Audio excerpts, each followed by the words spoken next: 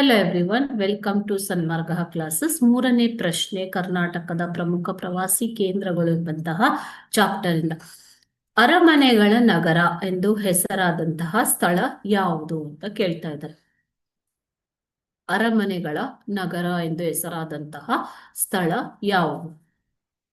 Options ನೋಡೋಣ. Option A Hampi, option B Chitradurga, option C Mysuru ಮತ್ತು option D Bengaluru. Okay,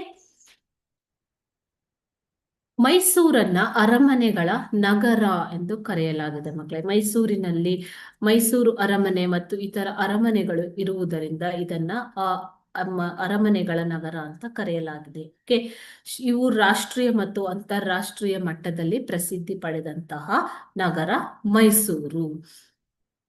thank you.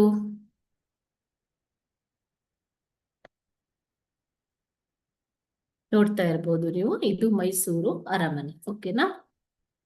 Thank you.